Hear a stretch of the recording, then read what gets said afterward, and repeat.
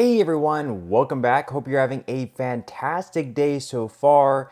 So if nothing is done very soon to save Social Security and its solvency issues, there are going to be cuts across the board by at least 17%.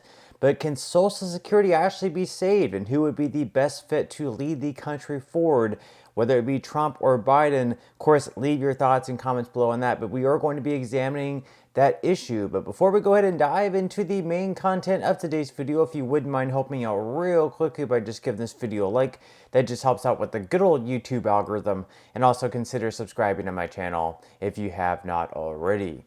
Plus, if you would like to receive up to $200 in free stock or $200 in free cash, in a pinned comment below, I will be leaving a link to Robinhood.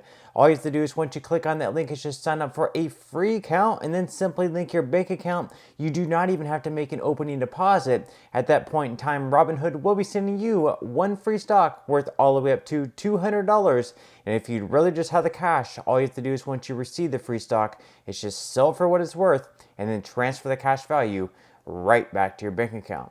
Okay, so once again, if nothing is done about Social Security very soon, within the next few years, all the way up to possibly 2032 or something like that, give or take, there is going to have to be massive cuts across the board for everyone receiving Social Security benefits. It's going to be anywhere between 17 all the way up to 27%. But who is going to be the best person to lead our country forward in fixing this issue? Is it the current president in Joe Biden or the former president in Donald Trump? Of course, leave your thoughts and comments below. Who do you trust more? But we're going to be examining the two stances of the presidents, the current president in Joe Biden and the former president in Donald Trump. So according to Bankrate, right now where Biden stands on Social Security, so Biden has consistently pledged not to cut Social Security benefits. During his presidential campaign and his time in office, he emphasized his commitment to protecting and strengthening the program. Biden has proposed raising taxes on wealthy Americans to ensure the program's solvency. Specifically, he suggested subject to earnings over $400,000 to Social Security payroll taxes, which are currently capped at $168,600 in 2024.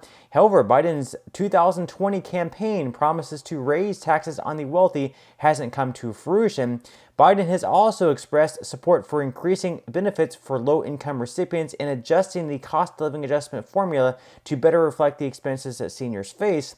Despite these proposals, Biden has not implemented significant changes to Social Security during his presidency. The political and economic challenges of pushing through such reforms remain. So even though we've had all of these reports come out saying that Social Security is going to go insolvent if nothing is done by like 2032, 2033, Biden has really not pushed seriously any of these proposals forward, and he has not forced Democrats to work with Republicans or vice versa. This has not been a serious issue for him. So we've seen almost 4 years of Biden, and he has not gotten anything done as far as saving the solvency for Social Security. Now let's look at Trump, where Trump stands on Social Security. Trump has taken a more ambiguous stance on Social Security. During his presidency and recent campaign, he said he would protect Social Security benefits. However, he has not provided detailed plans on how he would ensure the program's long-term solvency without cutting benefits or raising taxes. Trump's approach often hinges on the belief that a stronger economy would naturally bolster Social Security. He argues that economic growth and job creation would boost payroll tax revenues, thereby supporting the program. Still, experts generally agree that economic growth alone won't be enough to solve the substantial funding issues facing Social Security, and at various points, Trump has made statements suggesting he might be open to cutting Social Security benefits. However, he has walked back many of those comments, emphasizing his commitments to protecting benefits. He's also suggested combating fraud and waste within Social Security and Medicare, which he argues could save money without reducing benefits. So with Trump, also we had 4 years, nothing was done.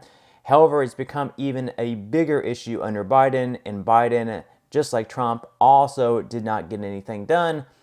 In the end, though, it's definitely going to have to be Democrats working with Republicans, and we have a person in Congress right now making that very point. Here is Jody Arrington saying that right now the math is not working. Republicans and Democrats need to work together. Let's go ahead and roll the clip. How many people are going on to the this earned benefit program a day? Is it true that it's 10,000 a day? The retirees that are entering that program as beneficiaries? I think that's very, very close to the market. It depends a little bit on the nature of the economy at the moment, job opportunity, but yes, because of the surge of the baby boom, are reaching retirement age now, we're having a large influx. My understanding, it's the largest generational retirement in the history of the world. And so that's an important trend I think we need to consider as we're talking about making this program work, not only for seniors today, but solvent and effective for the retirement of seniors in the future. The only responsible way to look at this, right, is to think about seniors today and our children. Let's talk about another trend, worker per retiree or per beneficiary. Is that a ratio that's going up or down, the worker per beneficiary ratio? The workers per beneficiary is indeed going down, really just because of the demographics. Okay. One thing that's saving us a little bit on that is while the so-called baby boom generation is reaching retirement age, I mean, they're starting to get benefits, they're also working longer to higher ages than prior generations. So we're getting some help on that. But the worker to beneficiary ratio is definitely declining over time. Okay, so that's a pretty challenging set of forces on the solvency of the program. 10,000 a day coming onto the program and the basis of revenue stream to support it. And it was set up to be self-sustaining, but that's not a self-sustaining set of trends. That math won't work, and it won't work even according to the trustees and your report. It will become insolvent by when? 2033? Well, where we aren't bringing enough revenues in to pay the full benefit to every 60+ million beneficiary who has earned this benefit from this program. 2033 is exactly right for the separate OSI fund. On a combined basis, it's 2035. So on the current path with the current trends, by 2033, what will be the cut in what did I say? 2035. 2035? So 2035 for the OSI and DI funds on a combined basis. Okay. Within roughly 10 years, there's going to be a point at which we're not able to pay beneficiaries their full amount. How much will they take in a automatic cut if we as Congress don't do something, whether it's a programmatic reform to make it more sustainable or a pay for to make it sustainable? What's that cut look like? We are confident you all would make these changes, but if, as you're suggesting, we did not have such changes, we'd be in a position in 2035 of being able to pay only 83% or a 17% reduction in total expenditures that could be made compared to what's intended for the full scheduled benefits. That does not necessarily mean an What's the across cut board. that seniors will take? What's the cut to their benefit that they will take? 17% Automatic on average, cut. on average. Automatic cut. Seniors need to hear that. 17% automatic cut if we do nothing, correct? Yeah. Okay, and you have more confidence in Congress than most of our constituents. But it happened. It happened back in the 80s. When was the last time when this program was close to insolvency?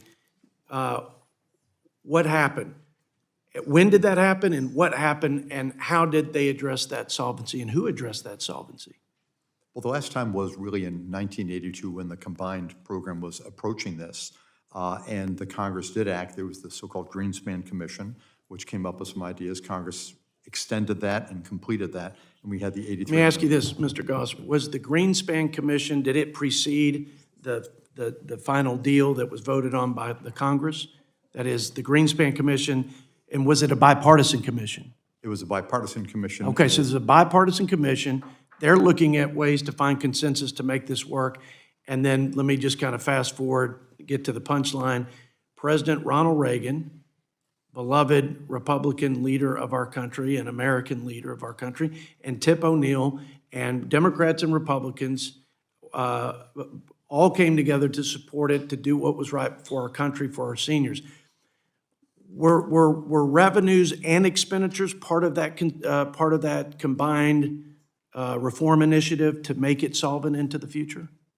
They were indeed. Okay, It was a- so I'm going to yield, but just to put the sharp point here on the end of this conversation, the last time we were facing insolvency, Republicans and Democrats came together through a mechanism of a commission, bipartisan, and then you had a Republican, very conservative president and a liberal speaker in Tip O'Neill, and they struck a deal to save Social Security, and they had both pay-fors and programmatic reforms as part of their overall initiative. I suspect that's probably what's going to happen in the future. So as Arrington says right there, more than likely we are going to need a commission of lawmakers on both sides of the aisle. They are going to have to work together. We can't just have Republicans pushing their idea that Democrats hate. We can't just have Democrats pushing their idea that Republicans hate. Doing that is not going to make any sense. They are not going to get anything done. And if they do not get anything done, that's going to be a cut for all Americans across the board receiving Social Security by anywhere between 17 to 27%. And even though these rich lawmakers in Washington can go with a 17% cut for their Social Security, Americans living paycheck to paycheck on Social Security, they cannot withstand this cut. They need to get something done. Leave your thoughts and comments below. But that's all we have for today's video. I certainly hope you enjoyed and found value out of it. If you did, again, I would greatly appreciate if you could give this video a like. Consider subscribing to my channel if you have not already. And I will see you in the next video.